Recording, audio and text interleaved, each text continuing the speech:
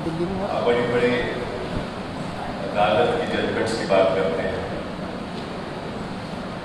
ये लेकिन 3-4 जमीन पे दिन से क्या है हो और रहा आगे है कब तक है? लगभग उसको 1 आप दिन 2 दिन। देखिए, बहुत भारी अंतर है। अभी अभी अदालत 3-4 कुछ दिन है। कहती है, जमीन पे कुछ और हो रहा है। अभी 3-4 दिन और दिल्ली में आपने है। कहा कि सुप्रीम कोर्ट ने बड़ी बड़ी अच्छी प्रोग्रेसिव जजमेंट्स दी।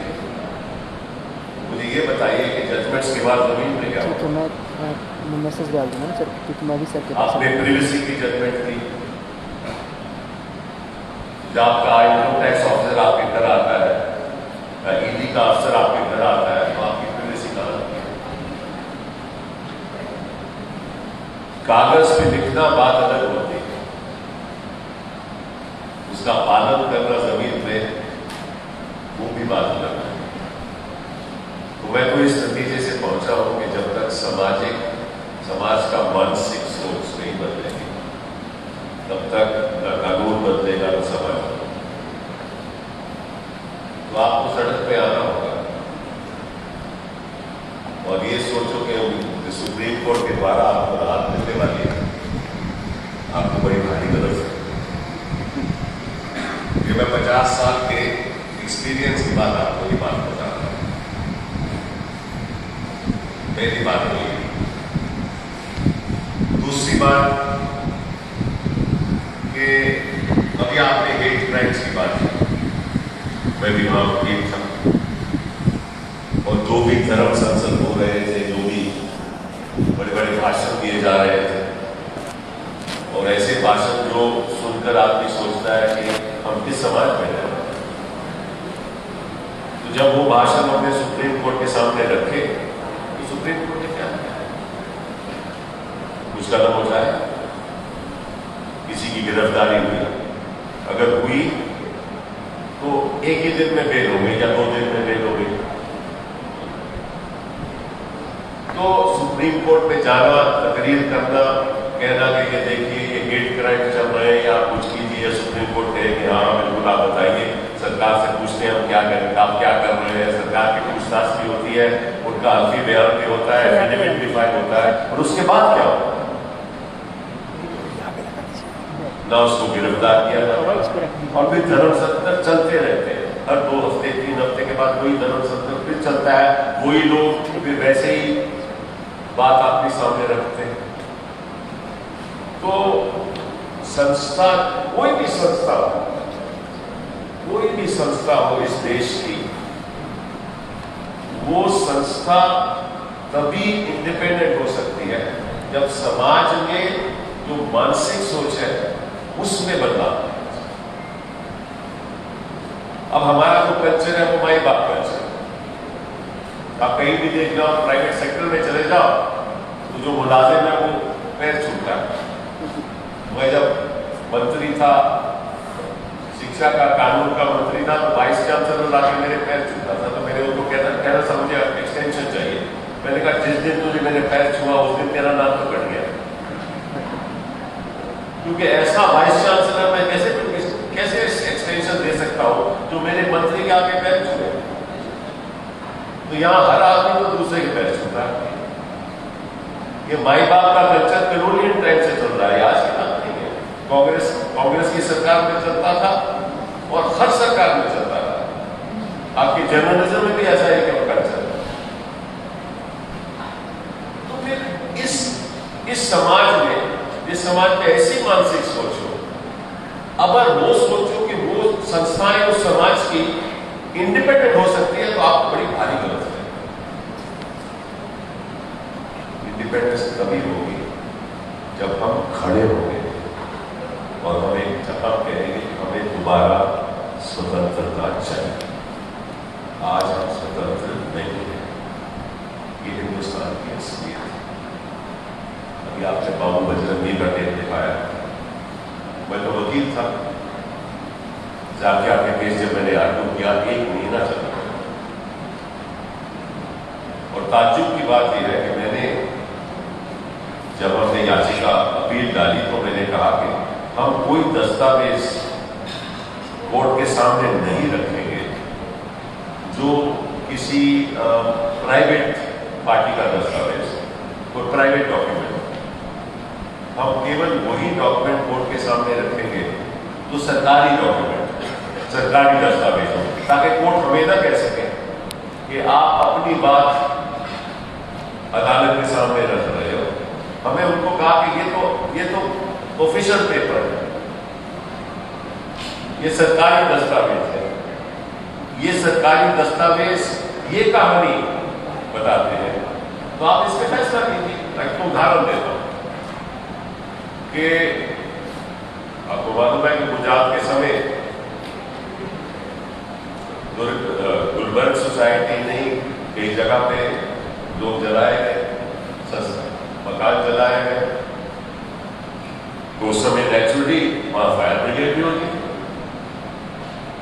तो जो इंटेलिजेंस एजेंसीज थी वो फायर ब्रिगेड में फोन करती है कि साहब यहाँ आग लगी हुई, आके बुझाई। तो वो जो डॉक्यूमेंटेशन थी, कॉरेस्पॉन्डेंस थी, वो इंटेलिजेंस की कॉरेस्पॉन्डेंस हमारे सामने। तो ताज्जुब की बात यह है कि किसी फायर ब्रिगेड ने फोन नहीं उठाया, किसी फायर ब्रिगेड ने फोन नहीं उठाया। तो हमने बहस की कोर्ट के सामने कि ये बताइए साहब कि जो SIT आपने बनाई थी, सुप्रीम कोर्ट ने बनाई थी, उस SIT ने जाके पूछा कि भाई आपने फोन क्यों नहीं उठाया? चार्ज लगाना होगा। तो मैं ज्यादा नहीं कुछ कहना चाहता, तो सिफारिश दी गई, ये दी गई, क्यों बिजी होंगे, बिजी होंगे भाई, कहाँ बिजी थे, कहाँ गए हुए थे, फायर ब्रिगेड कहाँ थी, ऑपरेटर कहाँ था? ये तो SIT को तफ्तीश करनी चाहिए थी ना, SIT ने तफ्तीश नहीं की। जब हमने कोर्ट से पूछा क्यों नहीं की, क्या जानते, इसका मतलब ये है कि SIT ने अपना काम नहीं ठीक किया। एक तो ये उदाहरण है, ये छोटा सा उदाहरण। अभी आपने बाबू बजरंगी का बयान सुना, ये टेप पे था, दैनिक का टेप में था, और ऐसे कई बयान थे, एक ही बयान नहीं था, कई ऐसे बयान थे। और वही टेप जिसकी मैं बात कर रहा हूँ, वो CBI ने ऑथेंटिकेट कराया था फोरेंसिक लेबोरेटरी में, और ऑथेंटिकेशन उस टेप की हुई, और उस टेप के आधार पे बाकी मुकदमों में, गुलबर्ग सोसाइटी की बात नहीं कर रहा, बाकी मुकदमों में अक्यूज दोषी ठहराए गए और उनको सजाए उम्र कैद दी। तो वही टेप गुलबर्ग सोसाइटी में भी पेश किया गया। तो हमने कहा कि साहब अगर ये ऑथेंटिकेटेड टेप ऑलरेडी है, तो फिर इस टेप के आधार पे आपने इस शख्स को प्रोसिक्यूट क्यों नहीं किया?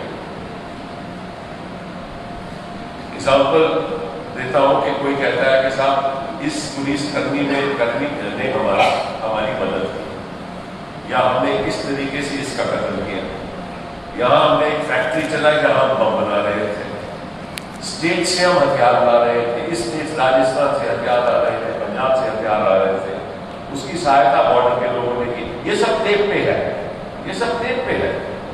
तो हमने कहा कि इसका मतलब है कि बड़े पैमाने में कंस्पिरेसी हुई, बड़े पैमाने में साजिश हुई, इसकी SIT ने जांच क्यों नहीं की? और जवाब, ताज्जुब की बात यह है कि सुप्रीम कोर्ट कहती है, अब ये मैं नहीं जानता कि किस आधार पर सुप्रीम कोर्ट ने ये बात कही, वक्त आएगा तो मैं सारी बात लिखित रूप में देश के सामने रखूंगा। लेकिन उदाहरण के तौर पे आप मान लीजिए कि कत्ल हो जाता है, और कत्ल हो जाता है कि आई विटनेस आकर पुलिस को कहता है कि भैया मेरे सामने इस आदमी ने कत्ल किया, तो और 2-4 लोग उस बयान की सहमति देते हैं, तो जो प्रोसिक्यूटिंग एजेंसी है, जो पुलिसमैन है, SHO है, वो उसी शख्स के पास जाता है जिसने कत्ल किया, और उससे पूछता है कि क्या तुमने कत्ल किया कि नहीं? वो कहता है कोई कत्ल नहीं किया। तो वही पुलिसकर्मी उस बात को लिखित रूप में कहता है कि इसने तो कह रहा है, ये तो कह रहा है मैंने कोई कत्ल नहीं किया, इसलिए कोई कत्ल नहीं किया, इसलिए मैं केस को क्लोज कर देता हूँ। यही बात SIT ने की। जो लोग आरोपी थे, जिन लोगों ने बयान दिए, जिन लोगों ने ये माना कि मैंने ये काम किया है, SIT उन्हीं के पास चली गई और उनसे पूछा कि क्या मैंने ये काम किया है? बोले मैंने तो नहीं किया। सो अक्यूज की स्टेटमेंट वो मानकर SIT ने उसको गिरा दिया। ये कौन सा कानून है? आप कानून की बात करते हैं। ये तो एक स्टूडेंट ऑफ लॉ भी जानता है, जिसकी अगर आपको डिग्री नहीं मिली होगी, वो भी जानता है कि आप अक्यूज से का बयान देकर उसको रिहा नहीं कर सकते, उसको उस केस को बेबुनियाद नहीं कर सकते। पहले तो आप उसको प्रोसिक्यूट करो, प्रोसिक्यूशन करके वो अपनी सफाई देगा, डिफेंस एविडेंस के में था नहीं या था बना। कुछ शख्स ने कहा कि साहब हाँ मैंने ये कहा था टेप में, पर मैंने बड़ा चढ़ा के कहा, बात मान लीजिए। एक शख्स ने कहा कि साहब मैंने लिखित रूप में मुझे कुछ दिया गया, मैंने वही पढ़ दिया, और जब देखा तो उसने लिखित रूप में था, ये नहीं कुछ। और ये सब बात सुप्रीम कोर्ट ने मान ली। और आप कहते हो कि देखिए सुप्रीम कोर्ट तो कमाल की कोर्ट है, कई ऐसी बड़ी जजमेंट देती है। मुझे बता दीजिए कोई ऐसी जजमेंट का पालन हुआ हो सुप्रीम कोर्ट की जजमेंट का। ये तो मैं आपको एक दो उदाहरण दे रहा हूं, मैं तो आपको सैकड़ों उदाहरण दे सकता हूं। जिस कोर्ट में जज बैठाए जा रहे हैं through a process of compromise, जिस कोर्ट में कोई सिस्टम नहीं है कि कौन सा कोर्ट किसकी अदालत में लगेगा, जिसमें चीफ जस्टिस ऑफ इंडिया तय करता है कि ये मैटर किसके साथ जाएगा और कब जाएगा, कब सुनवाई होगी, कोई सिस्टम नहीं है, वो कोर्ट कभी इंडिपेंडेंट हो ही नहीं सकती। हो सकती है, मुझे बताइए। संविधान होता किसके लिए? कानून होता किसके लिए? संविधान का मतलब क्या है? संविधान इसीलिए बनाया जाता है कि समाज में एक तौर तरीके के साथ काम किया जाए, चाहे वो एडमिनिस्ट्रेशन का काम हो, चाहे वो न्यायपालिका काम कर रही हो। यही मतलब है, एक सिस्टम के साथ काम हो। और यहां तो हिसाब किताब यह है इस देश में कि पहले आपको गिरफ्तार किया जाए, FIR ऐसे लगाई जाए। कोई भी FIR ले सकता है, अपने आदमी को बोलो आता है आपके खिलाफ FIR ना है। FIR करने के बाद तुरंत तो आपको गिरफ्तार करेंगे, फिर वो इन्वेस्टिगेशन करेंगे। अब ये बताइए, ये तो क्रिमिनल प्रोसीजर कोड का कॉलोनियल टाइम का तरीका है। कानून को ये होना चाहिए कि पहले इन्वेस्टिगेशन हो, उसके बाद गिरफ्तारी हो। इस देश में पहले गिरफ्तारी होती है, फिर इन्वेस्टिगेशन होती है। तो वो कानून का कोई मतलब ही नहीं। जब तक आप इस ढांचे को बदलोगे नहीं, जब तक आप क्रिमिनल प्रोसीजर कोड बदलोगे नहीं, जब तक ये पावर आप कोर्ट से लोगे नहीं कि आप एक ढांचा बनाइए जिसके आधार पर केस की सुनवाई हो। अब मुझे मालूम है कि कैमरा चाहता मुझे अच्छा नहीं लगता, मैंने 50 साल मैंने इस कोर्ट में कामकाज किया, मुझे अच्छा नहीं लगता कि मैं कोर्ट के बारे में ऐसी बातें कर रहा हूँ, लेकिन कब आ गया। अगर हम लोग नहीं करें तो असलियत तो ये है कि जो भी सेंसिटिव मामले होते हैं जिसमें हमें मालूम है कि प्रॉब्लम है, वो गिने चुने पुलिस के सामने आए। अब कोर्ट में पेश होते हैं तो हमें मालूम है कि क्या होगा। मैं हाल ही में इस केस का नाम नहीं लूंगा,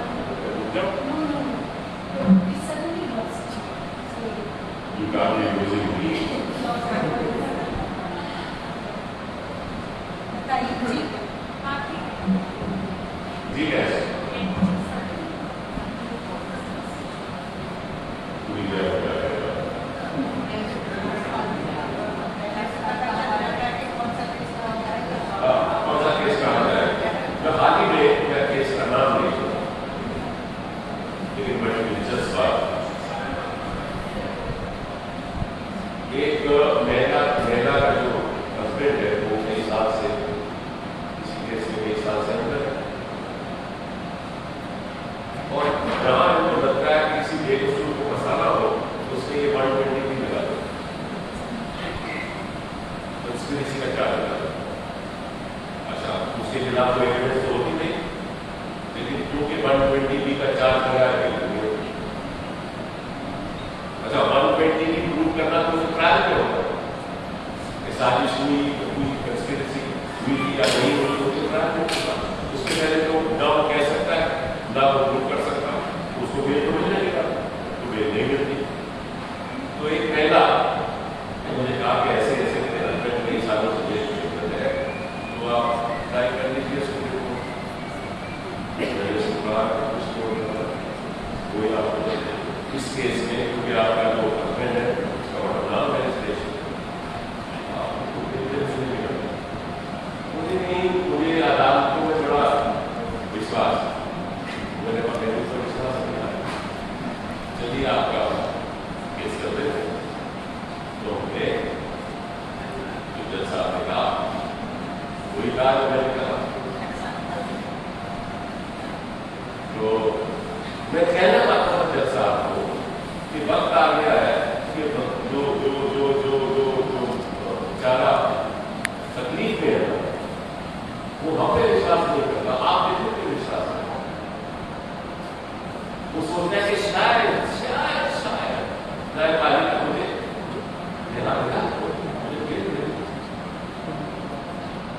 लेकिन असलियत तो ये है वो मेरे नहीं मानी। जब बेल का प्रोविजन ऐसा होता है जहां आपको पब्लिक प्रोसिक्यूटर को सुनना पड़ेगा और आपको जज को सामने ये प्रूव करना पड़ेगा, ये साबित करना पड़ेगा कि मैं बेकसूर हूं। अच्छा, मैं आपसे पूछता हूं कि केस का इन्वेस्टिगेशन हो रहा, तफ्तीश हो रही हो, मेरे पास उसके पास अब कोई दस्तावेज नहीं होता है। कोर्ट के सामने जैसा हम लोग जानते हैं एक स्टेटस रिपोर्ट फाइल होता है, तो स्टेटस रिपोर्ट जज पढ़ता है, उस स्टेटस रिपोर्ट में हमें भी कॉपी दी जाती है। उस समय हमारे पास कोई दस्तावेज नहीं होते, फिर उसके पास कोई दस्तावेज नहीं होते। उस समय मैं कोर्ट को कैसे साबित करूं कि मैं बेकसूर हूं? नहीं कर सकता। लेकिन कानून कहता है कि आपको बेल नहीं मिलेगी जब तक ये नहीं साबित करोगे कि आप बेकसूर हो। और वो कानून सुप्रीम कोर्ट ने कहा है सही कानून है। उस कानून, अगर सुप्रीम कोर्ट ये कहते कि सही कानून है, उस सुप्रीम कोर्ट की कितनी उम्मीद रखोगे उस सुप्रीम कोर्ट से?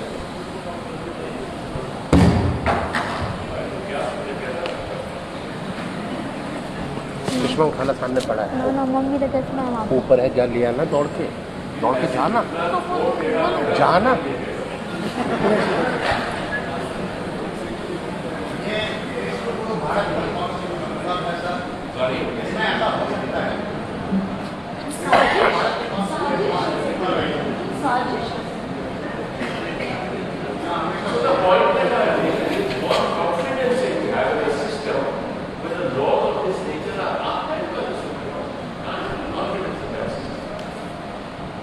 अब कपल बेचारा, वो भी मैं ये सभी का करूंगा, कपल बेचारे के खिलाफ क्या है? कोई गाड़ी में देखकर पत्थर जा रहा, गाड़ी में बैठ गया, आप ये फाइल को 120 लगा दिया। अब 120 के बाद उसको मिले 2020 से हो गए 2-2.5 साल उसको। तो किस कानून के आधार पर आप उसको जेल में रखते हो? तुम लोग भी यार ऐसे कई उदाहरण मैं आपको दे सकता हूं। मैं आपको एक दिलचस्प कहानी सुनाता हूं, कोई कहानी है जैसे अदालतों में फैसले होते हैं। मैं 24 साल का एक इलेक्शन अपील करी 3 जजेस के सामने, मुझे आज भी याद है तो जो सरकार अपना ये ठीक करो, वो वहाँ से गड़बड़ है, वहाँ से।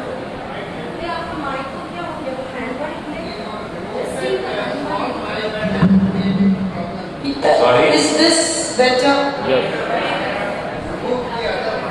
This mic is fine. What? Why are you all interfering with all this? Just move this. Hello, अच्छा, तो दिलचस्प बात ये है कि मैं करता था 24 साल का, पालेकर साहब प्रिजाइड कर रहे थे, सरकारिया साहब एक तरफ और भगवती साहब दूसरी तरफ, और केस था इलेक्शन मैटर, जिसमें एक 25 साल के लड़के को पहली बार हरियाणा में इलेक्शन में उसकी जीत हुई थी। तो 8 करप्ट प्रैक्टिस की वजह से उसका इलेक्शन से डिसाइड हो गया। मेरा पहला केस था सुप्रीम कोर्ट में, तो मैं बहस कर रहा था, तो बहस खत्म हो गई, जजमेंट रिजर्व हो गया। जजमेंट जब आया तो 7 काउंट्स में मेरे हक में आया, 1 काउंट में मेरे खिलाफ। तो वो जो मेरा वकील था वो तो वकील बन गया और मैं पॉलिटिशियन बन गया। लेकिन दिलचस्प बात यह है कि कई साल बीत गए, पालेकर साहब रिटायर हो गए, सरकारिया साहब रिटायर हो गए, भगवती साहब रिटायर हो गए। तो एक दिन एक जज का कोई फंक्शन चल रहा था, तो सरकारिया साहब ने ले आके मेरा हाथ उन्होंने पकड़ा, बोले, Sibyl, I have to tell you that I am very upset. I said, so what are you upset about? That I decided that case against you. I said, so why did you decide that case against me? He said, you remember that election matter which you argued? I said, yes.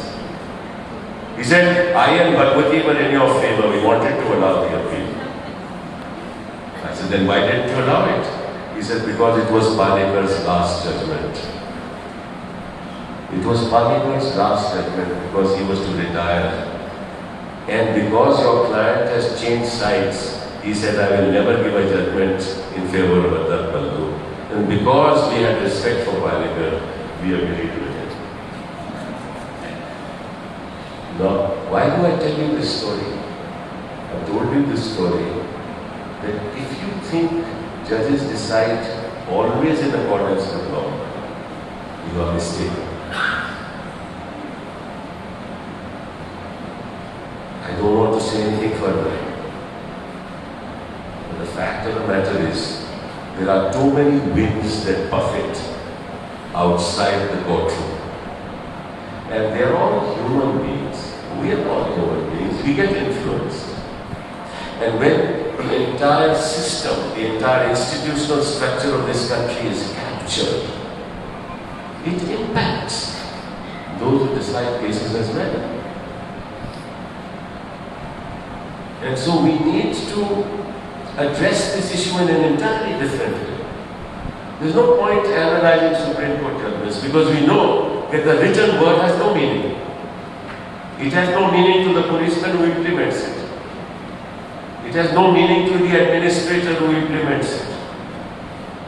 When you're talking about 377, what is on the ground? What is happening? Are they being treated any better? No. Are women in this country treating any better? No. जब संविधान बना था तो संविधान का मकसद क्या था? इसलिए यही मकसद था कि भाई ये देखिए, जब अमेरिका का कॉन्स्टिट्यूशन बना तो सारी स्टेट्स ने कहा कि हम आप जुड़ के हम यूनाइटेड स्टेट्स ऑफ अमेरिका बनाएंगे, यूनाइटेड स्टेट्स ऑफ अमेरिका। यहां सेंटर ने कहा कि आप पहले इंस्ट्रूमेंट ऑफ एक्सेशन साइन कीजिए, यहां उल्टा हुआ। सो यूनियन को बहुत पावर दी गई हमारी कॉन्स्टिट्यूशन के अंदर, स्टेट्स को कम पावर दी गई। और अब सबसे खतरनाक इन्फोर्समेंट डायरेक्टर है देश में। उसने तो इंडिविजुअल लिबर्टी की सीमाएं पार कर। मैं क्यों कहता हूं ये बात पार कर दी? आपको मालूम है कि जब ये जो आपका सीबीआई का इन्वेस्टिगेशन का दायरा है, जब तक स्टेट्स कंसेंट नहीं करती तो सीबीआई जा नहीं सकती। लेकिन इन्फोर्समेंट डायरेक्टर में ऐसी कोई पाबंदी नहीं। तो मुझे बताओ कि एनफोर्समेंट डायरेक्टरेट को क्या हक है अंडर द पीएमएलए कि किसी स्टेट में जाकर किसकी तस्दीक करें, mainly because an FIR is been launched. तो अभी वो क्या कहते हैं कि आरोप FIR का एक किस्म का होता है, लेकिन जब ED जाती है तो वो आरोप भूल जाते हैं, वो दूसरी इन्वेस्टिगेशन शुरू कर देते हैं कि आपने घर कैसे खरीदा, आपने ये कंपनी कैसे बनाई। उसका कोई ताल्लुक नहीं है FIR के साथ। आपने घर कैसे खरीदा, आपने कंपनी कैसे बनाई, आपके पैसे कहां से आए, आपकी लाइफ की रिटर्न्स क्या है, आपके बच्चों के रिटर्न्स क्या है, और फिर किसी का स्टेटमेंट ले लेते हैं, उस आधार पर प्रोसिक्यूट अंदर कर देते हैं, और फिर सेक्शन 45 बेल का आ जाता है, उसको बेल हो जाती है। अब जज साहब ने क्या कहा, जज साहब कहते हैं ये तो पीनल स्टैट्यूट है ही नहीं। ये जज साहब की जजमेंट है कि दी PMLA is not a penal statute, but the definition of proceeds of crime in fact involves the word crime. Crime is penal. So how can the Supreme Court say that the PMLA is not a penal statute? And these are judges of Supreme Court. अब बताओ जो trial court है वो क्या करेगा? वो bill देगा ही नहीं। जब तीस्ता का मैटर सामने आया तो तीस्ता से इस बारे में कोई बहस ही नहीं हुई। इनफैक्ट मुझे कहा गया कि आप इसमें मत पढ़िए, हमें क्या लेना देना है इस मैटर के साथ। तीस्ता के खिलाफ उन्होंने बहुत सब कुछ कह दिया, आप जानते हैं आज तीस्ता जेल में बैठे। एक दूसरा जो शख्स जेल में है, मैंने कहा कि साहब मैं उसकी बहस कर ही नहीं कहा क्योंकि वो दूसरे केसेस में इन्वॉल्व है, मैं उसकी बहस नहीं करूंगा, फिर भी उसके खिलाफ जजमेंट दे दिया। तीसरा जो बंदा जो अंदर है इसी केस में, उसके खिलाफ भी मैंने, उसके बारे में मैंने कोई बहस नहीं की, उसके बारे में मैंने कह दी। जब मैंने बहस नहीं की फिर भी सुप्रीम कोर्ट ने अपनी जजमेंट ये कह दिया, तो वो बताइए उसमें उम्मीद क्या रखे, उठ कोर्ट से क्या उम्मीद रखे?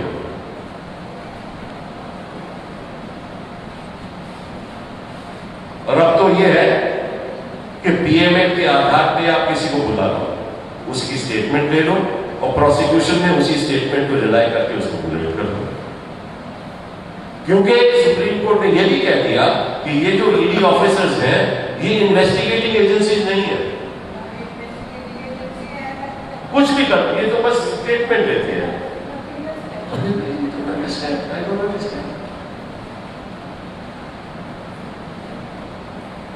आपको एक उदाहरण देता हूं, आपको समझ आ जाएगी बड़े सरल तरीके से।